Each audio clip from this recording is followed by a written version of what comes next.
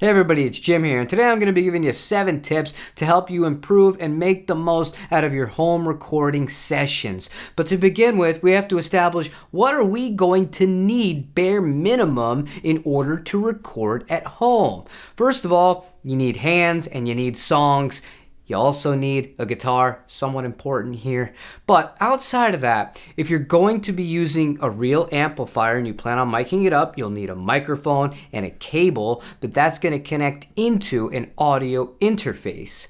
If you want to go straight in, you can bypass the microphone. However, outside of that, you need a computer loaded with a DAW, which is a digital workstation, something like Pro Tools, Logic, GarageBand, whatever it is. That's going to be the software that's going to be actually doing the recording. Now, assuming your guitar is set up properly and you don't have any bad cables or other connections, we can get right into tip number 1 and the place where you're going to start, regardless of whether you're doing things all in the box via plugins or miking up an amplifier, and that is setting your input levels.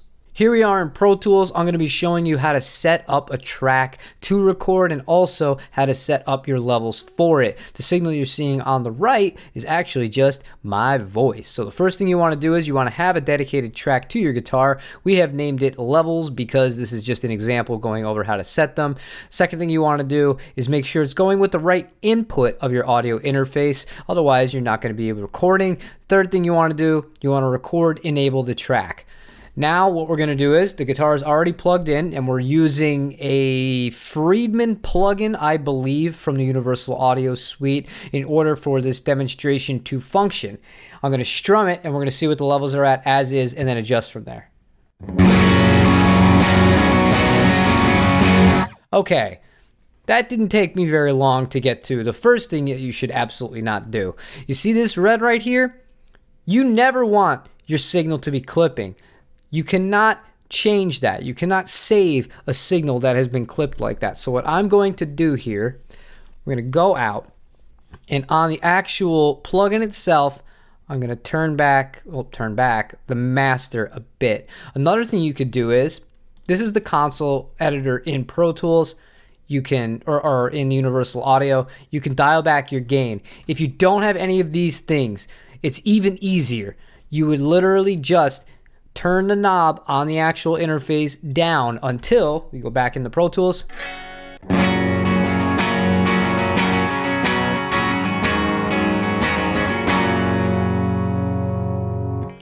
Perfect. That signal, as you would have seen in here, was not hitting any yellow or orange or, God forbid, any red, and it was also in a healthy area of the green throughout, meaning if I was going to be hitting extra hard during a certain section of the song, then I wouldn't have to worry about it clipping because there's certainly not going to be that much living on the edge, so to speak, and it also allows me to have enough gain that I'm not going to have to use makeup gain afterwards. Vitally important, main takeaway here is you never want it red, and if possible, you don't even really want it pushing once you get into the orange at all when you're doing your recording. You want it to be clean and workable after the fact. Now, tip number 2 is all about microphone placement. In this example, I'm going to be using a real microphone on a real amplifier. However, if you're using plugins to record, many times you will have the ability to kind of move those around within the software itself. So this is not just something limited to those that stay in the analog realm. All right, the first thing I like to establish on any guitar amplifier that I'm going to be miking up, whether it is a combo or an extension speaker, is where exactly is the speaker itself. So what I do is I feel around to feel the edge of the cone where it concaves inwards.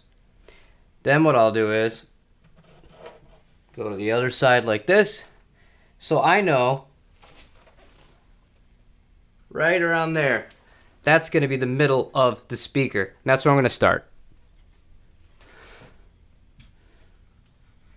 Oftentimes what you'll see, and I've done this in the past, and when I'm mid-recording and I'm really committed to a sound, I'll tape off using painter's tape to let myself know exactly where it is so there's some continuity. And this is what that's going to sound like.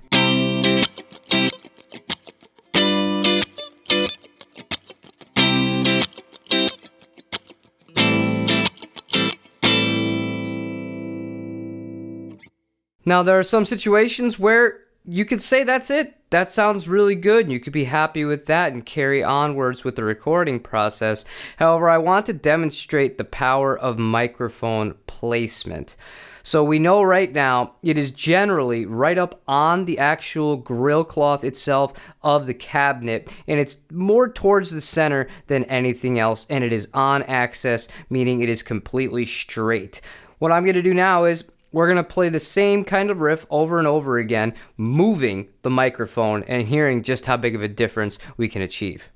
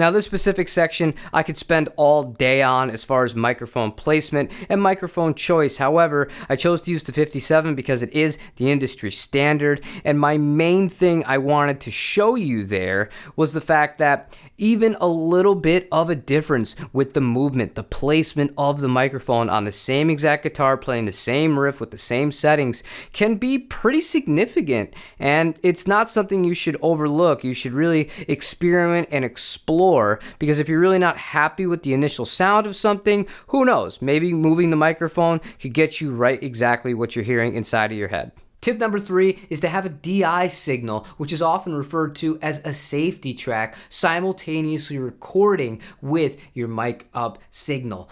I personally use this. This is the Walrus Audio Canvas. What this allows me to do is I have my guitar signal coming in through here. The through goes right to the amplifier, which is then mic'd up. But on the side, you have this XLR out that goes right into the computer, and that way, if something isn't perfect with the recording, I'm not totally happy with the tone, I can either reamp the signal afterwards, or I can just straight up use a plugin and call it a day from there. Tip number 4 is not something that's going to apply to every single style of music. However, if you're somebody who wants to have big guitars that have a lot of gain on them, I highly recommend that you don't skip this section of the video. We're going to head on over to Pro Tools. I'm going to share the window so you can see and hear exactly what I'm talking about. Alright, so I got an old Pro Tools session loaded up. What we're going to do is I'm going to loop about 30 seconds of the song. We're going to start soloed off with the guitar by itself. Then I'm going to hear it just the one guitar deadpan center with the rest of the arrangement. Then I'm going to mute that and then unmute 2 guitars playing the same exact thing, only panned off to the side. And you can judge for yourself the difference in the sound and how it works as a song now.